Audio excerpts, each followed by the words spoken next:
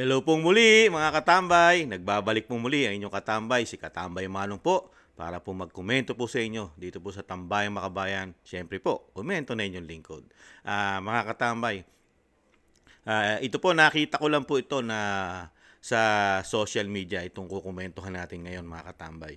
Hindi ko lang po alam kung gaano na po ito katagal, mga ilang araw, linggo, ito sa social media. Kasi hindi po ito pinalalabas po sa mainstream media. At napakaganda po ng mensahe po niya sa atin mga katambay. Lalo po yung nakikita niya rin po ang nangyayari po sa ating bansa. Lalo sa pagpapatakbo po ng gobyerno ng bagong Pilipinas mga katambay. Ang sinasabi ko po, ang dating senadora. Dati na po naglingkod po sa atin ito mga katambay kung hindi po nagkakamali ang inyong lingkod. Noong mga panahon pa po ng panahon ni Erap, I think, naging senadora po ito, mga katambay. Nung panahon ni Erap at I think, ni Gloria, nung panahon na siya ay Vice President, mga katambay. Itama nyo po si Kamanong kung mali. At itong senadora pong ito, ay dating senadora, ay nakikita niya po talaga. At ito rin po, ibalik tanaw po natin, ito rin po sa pagkakaalala po na inyong lingkod, ito rin po ang nagbunyag sa social media. At hindi rin po ito inadapt ng mainstream media. Dahil ito po ay halos sa kababata at hindi nagkakalayo po ng edad ng Pangulong Marcos Jr.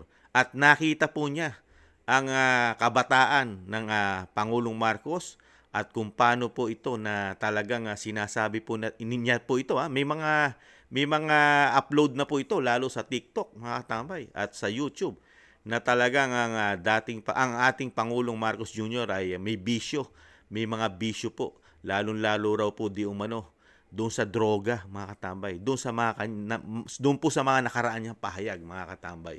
Doon niya po sinabi na talagang party-party po ang hilig. Napakahilig po sa kalayawan ng Pangulong Marcos Jr. Kaya nga po ito hindi na nakapagtapos daw po ng pag-aaral niya dahil ito po ay isang sinasabing pasaway at talagang yung sinasabing spoiled brat mga katambay. At yung sinasabing yung napakahilig daw po ito sa kalayawan nung kabataan at yung party-party at may kasama pa di umano droga. Mga nakikita po nila ito sa party. Ayon din po ito sa senadora mga katambay.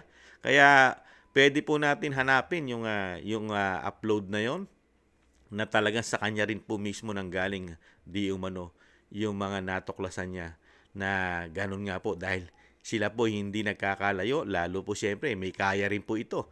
Ang senadorang ito ay may kaya rin po sa buhay mga katambay. Kaya tiyak na nagkikita-kita po sila lalo sa mga sinatawag na kung saan nahandun ang mayayaman, siyempre kapwa mayayaman na nakikita at pati sa mga party-party mga katambay. At syempre, sa eskwelahan, di po ba?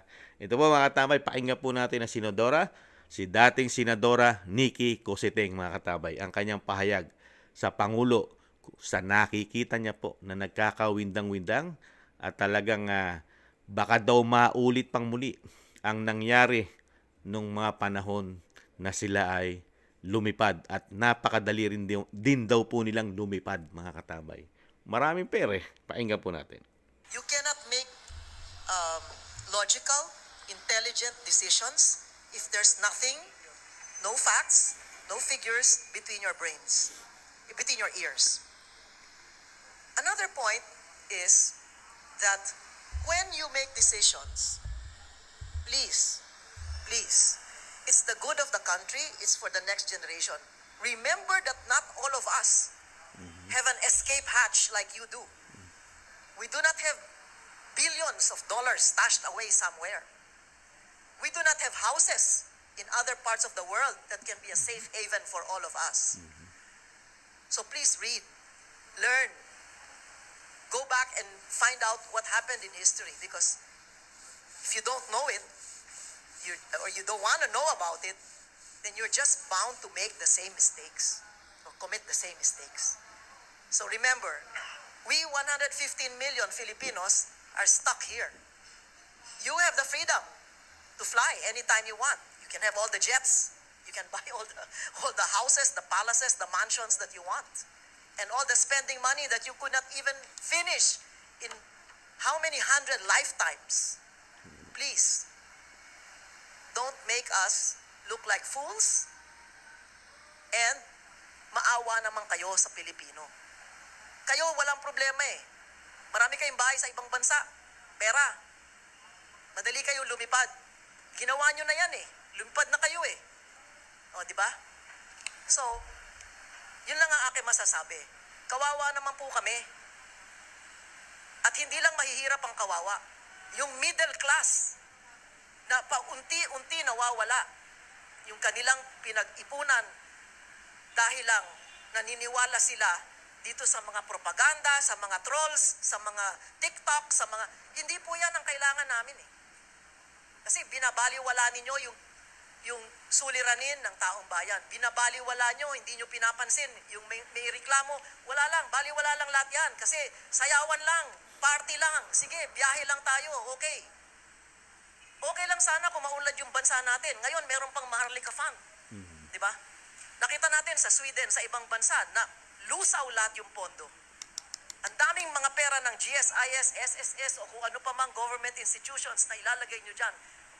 hindi yan sarili nyong alkansya. Kaya mag-ingat po kayo. Dahil hindi lang tatahimik ang Pilipino. Alam natin yan. Naghihintay lang ng oras yan. At kung hindi nyo alam kung anong gagawin ninyo, mabuti ngayon pa lang magkaalaman na.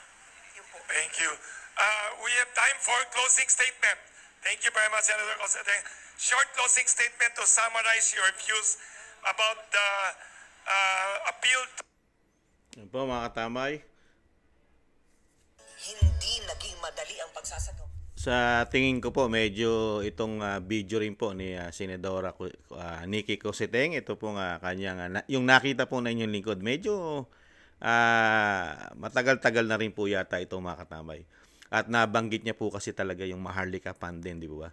Na parang, nalusaw po ang pera ng taong bayan dito po sa Maharlika Fund. Na pera po ng bayan, mga katambay. Karamihan po dyan, pera ng taxpayer.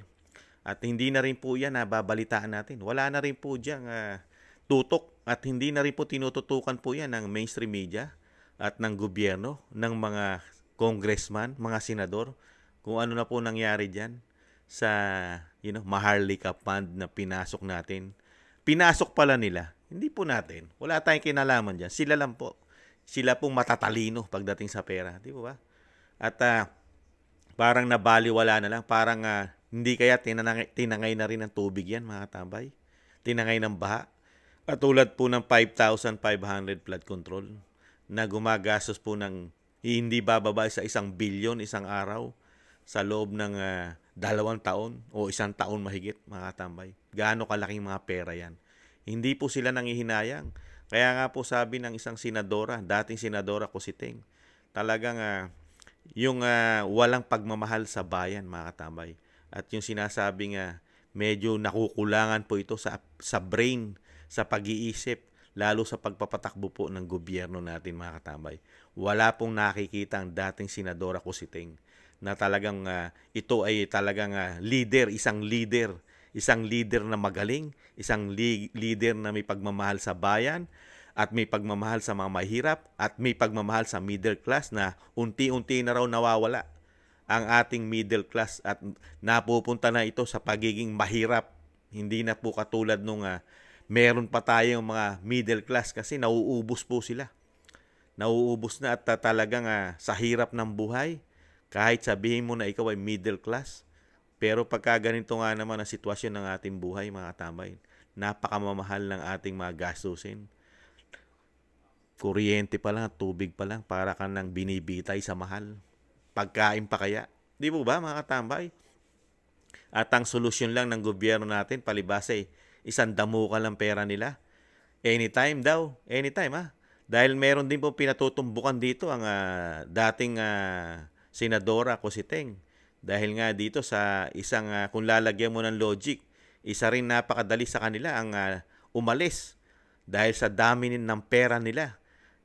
Meron pa nga siyang example kahit na 100 taon, Kung hindi nagkakamali ang inyong lingkod, kahit pa 100 taon, hindi mauubos ang kayamanan ng mga ito sa dami.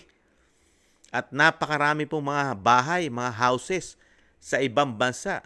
Kung magkaroon man ika ng problema, kasi kung lalagyan mo ko ng logic, yung pag-alis po nito, ito po may basihan po at parang tinutugma rin po dito po sa usapin sa West Philippine Sea, di ba?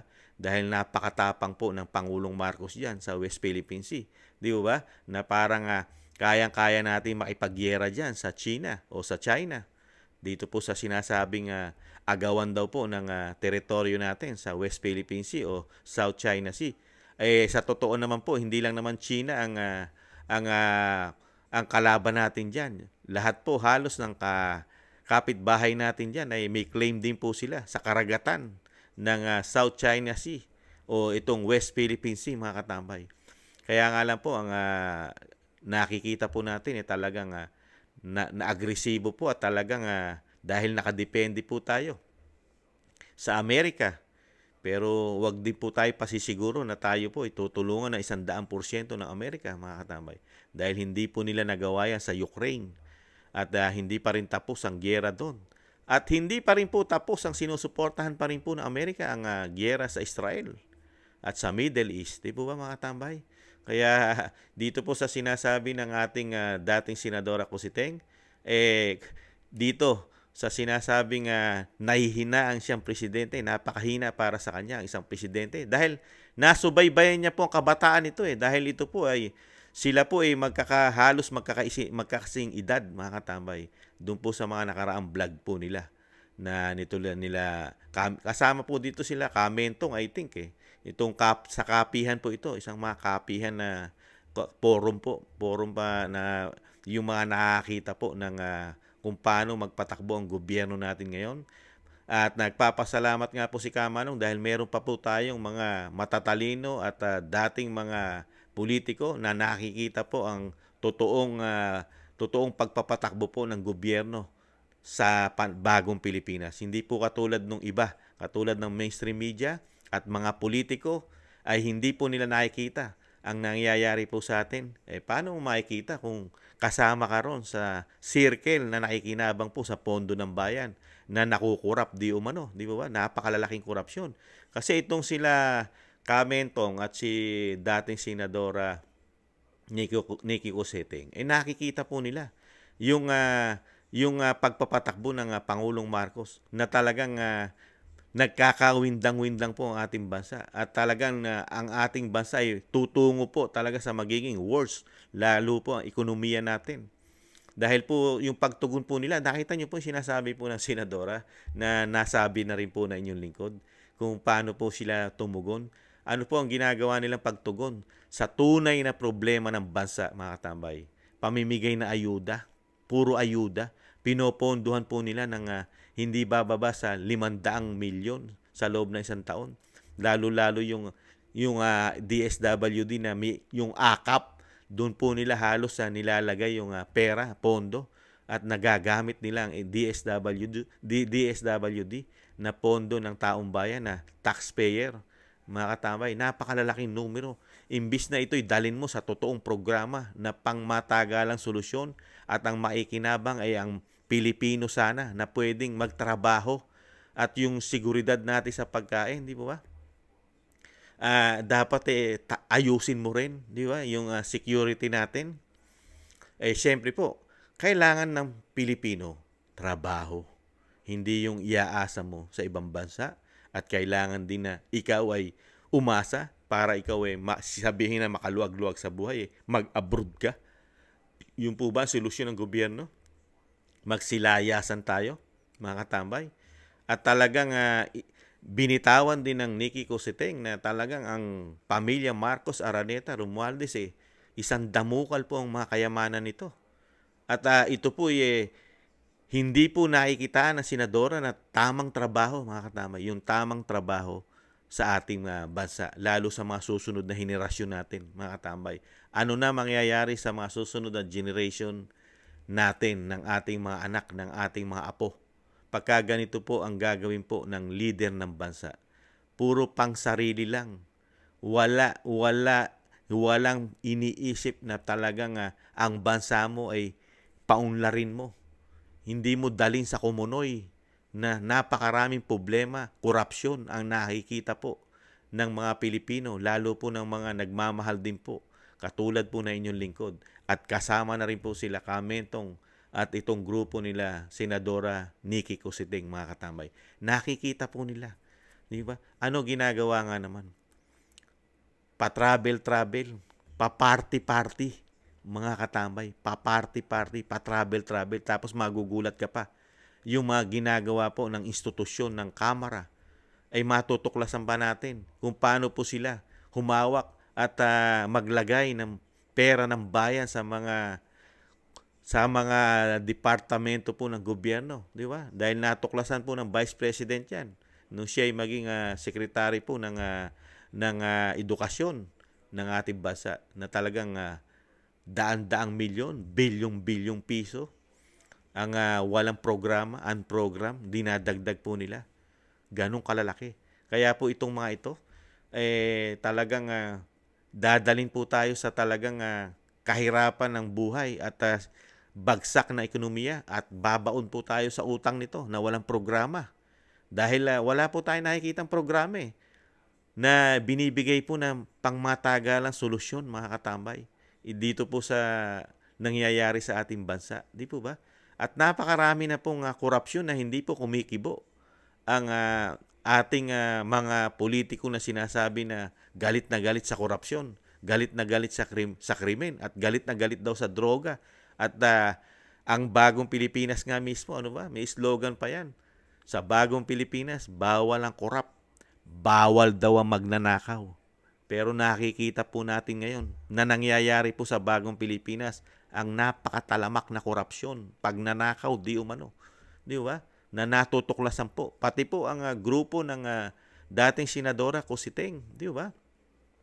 Nakikita po nila ang nangyayari sa ating bansa. Hindi po mga bulag yan at hindi pipi yan. At pati nga po ang social media, sinumbatan din po niya.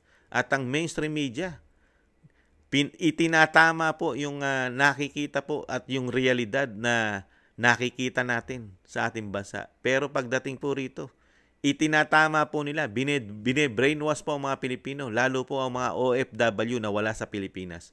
Bine-brainwash po ng social media dahil meron po silang mga alipores dyan, mga enforcement na sinuswelduhan yata, di umano, para po dito sa sinasabing maganda ang pagpapatakbo ng bagong Pilipinas. At ganun din po sa mainstream media, di umano, na talagang wala rin po nakikitang mga anomalya, korupsyon ang mainstream media.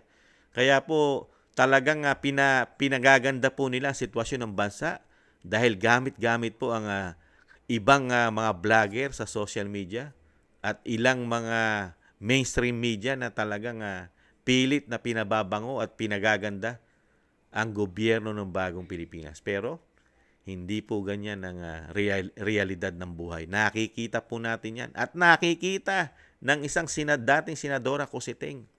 At sinasabi nga niya, ano ang mangyayari sa ating buhay? Ikumpara mo sa kanila. Sila anytime, kung magkaproblema ang ating bansa, yung sinasabi nga ni Kamanong, na kung magkakagyera, wag naman sana din ang ating bansa. Sila, buong pamilya nila, anytime pwedeng umalis ng bansa. Kasi nangyari rin po yan, mga katambay. Nangyari rin po yan sa bansang Ukraine. Halos lahat po ng mayayaman may pera sa Ukraine. Di ba? Lumipad, lumayas. Di ba? Nagpunta po sila kung saan po meron silang mga ari-arian, may mga bahay, katulad po ngayon sa atin sa Pilipinas. Alam natin ng pamilya Marcos, Araneta, Romualdez, isang damukal po ang kayamanan yan. Anytime po pwedeng lumayas yan. May mga sariling private jet po yan. May mga eroplano. Sino po ang magiging kawawa? Tayong mahihirap, mga anak natin, mga apo natin, na wala namang kakayahan lumipad at maniraan sa ibang bansa, di tulad nila. Pwede sila magpabalik-balik. Kaya nga nagbanta rin po ang dating Senadora Nikki Cositing, di ba? Pagka ganyan ang ganyan at magpapatuloy po ang ginagawa nila sa ating bansa sa sobra pong maling desisyon at maling tinatahak ng ating bansa, lalo po sa seguridad ng ating bansa, ay talagang mukhang dadalhin tayo sa pinaka-worst na wag naman sana mangyari, mga katambay. Dahil ang magiging kawawa dyan ay yung mga mahihirap na katulad natin, middle class. Di po ba? Nasa atin po ang impact niyan eh. Sa atin po, tayo po ang magdadala ng ginagawa po nilang kapalpakan sa gobyerno, mga katambay. Sila, wala po epekto sa kanila yan, mga katambay. Dahil nga sinasabi ni Senadora Nikki Cositeng, talagang isang damukal po ang kayamanan nito. At hindi po ito halos nasa Pilipinas. Maraming pera po ito sa labas ng bansa, mga katambay. May mga issue pa nga ito, di ba? May mga issue pa. Pati po ang pinsan, di ba? Pati ang pinsan ng Pangulong Marcos, may issue po ito. At may kaso pa ito. Ayon po kay SAS. Dahil yung napakabigat daw po, sobrang dami at napakabigat na bagahe. At hindi natin malaman kung ano po laman nun. Pera po ba yun? Ginto po ba yun? Yung may issue rin po di umano sa Okada. Alam naman natin na Okada mayaman at dahil yan ay casino at hotel. May issue rin po dyan ang pinsan. At may issue pa rin po ang Pangulong Marcos, ang gobyerno ng bagong Pilipinas. Kung totoo po, umuugong-ugong at kalat na kalat po sa social media na talagang nagbenta raw po ng isang damukal na ginto na reserve ng Pilipinas. Yung reserve nating ginto na tunilada ang nawala raw po binenta o talagang pinera. Kung hindi man pinera, baka naman inilipat ng bagong Bolt, mga katambay. Dinala sa bagong Bolt kung hindi po ito binenta o binenta. Kaya lang po, hindi po natin ito maririnig sa mga politiko, lalo yung sinasabing makabayan. At hindi rin po natin ito maririnig at mababalitaan sa mainstream media, mga katambay. Pero ito po, kalat na kalat po ito sa mga mainstream, sa social media, mga katambay.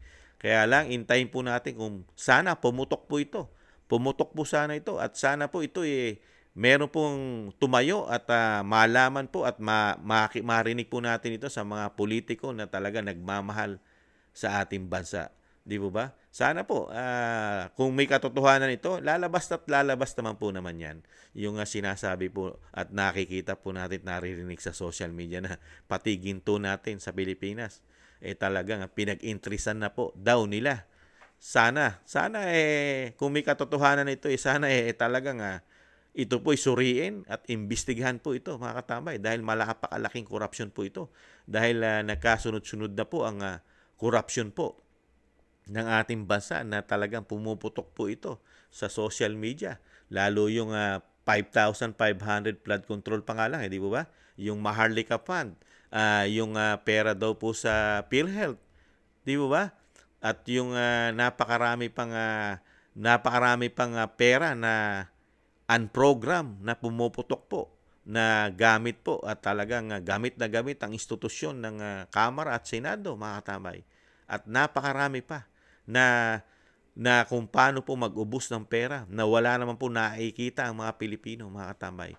At kung meron pa po kayong alam, pwede nyo po idagdag, mga katambay, ang talagang mga perang nauubos at nakakautang pa tayo. At nung mga nakarang pahayag po natin at talagang ito po ay pumutok din po na talagang sila mismo ang nagsabi. Ang mga senador natin na sinasabi din po, yung ating nga po, sabi, mas malaki pa ang inutang ng ating ng bagong Pilipinas doon sa inutang ng dating Pangulong Duterte na napakarami natin nakitang programa na build. At sa kabila nun, may pandemya pa. May pandemya pang inabot at talagang tinugunan ang dating Pangulong Duterte sa atin na hindi po tayo magkaubos ang lahi natin dahil natugunan niya po ng mapayapa at nagbigay pa siya ng napakaraming ayuda sa buong Pilipinas dahil may pandemya. Pero ito, walang pandemya daw po, mga katambay, pero isang damukal daw po at hinigitan pa ang utang ng dating Presidente Duterte. Samantalang ito, 2 taon pa lang nanunungkulan.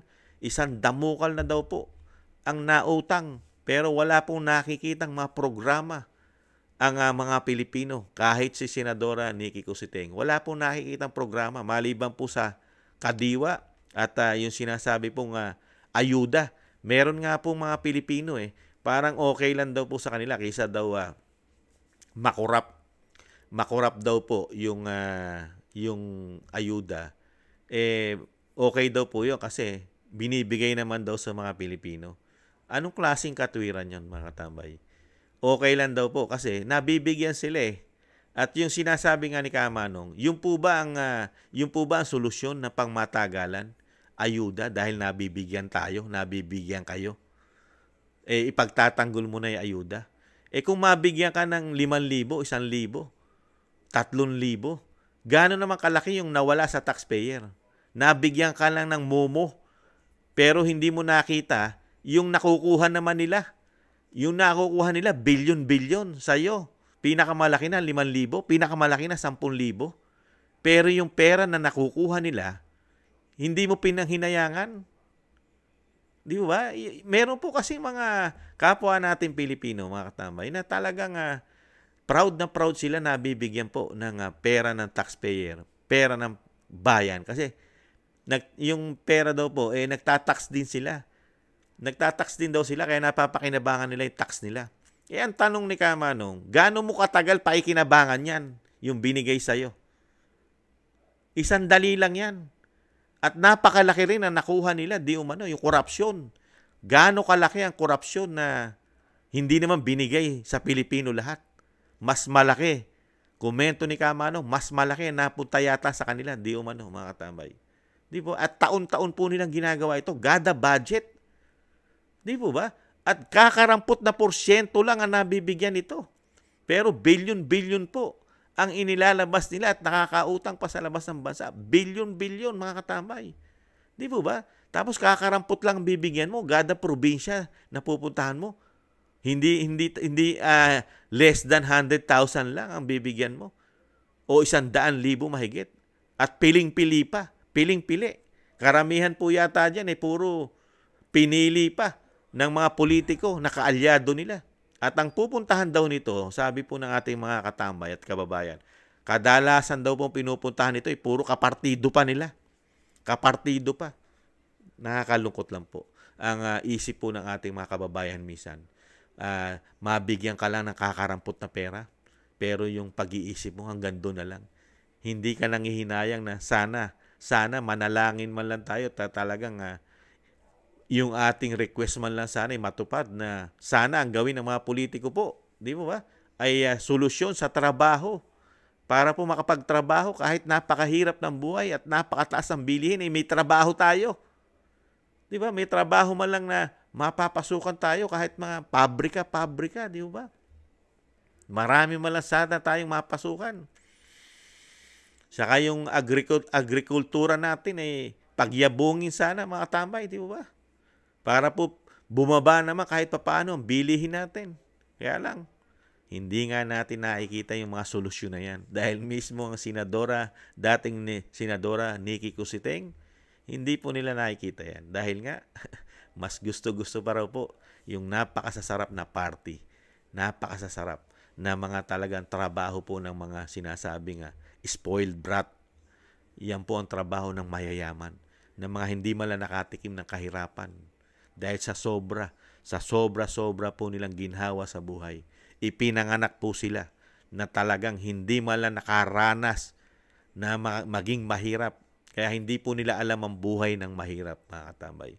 Kaya sabi nga ni Senadora Nikki Cositeng, mga walang pakialam, walang pagmamahal. Hindi talaga totoong nagmamahal sa mga Pilipino.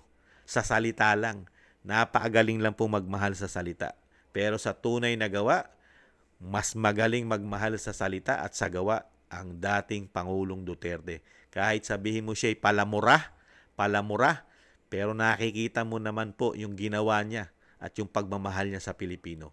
Samantala ngayon, napakaganda raw po magsalita. Napakaganda. Napakabulaklak. Pero wala ka namang makitang gawa, mga katambay. Ang nakikita mo, laganap na korupsyon, droga, krimen. Yan po ang nakikita natin ngayon sa ating bansa. Muli po, mga katambay, Nagpapasalamat po si Kamanong sa naagusto po ng ating maliit na channel, Tambayang Makabayan, sa YouTube at TikTok. At maraming salamat din po sa mga nagla-like, share, subscribe at nagko-comment. Sa muli po mga katambay, ingatan nawa po tayong lahat. Paalam. Bye-bye. Maraming salamat.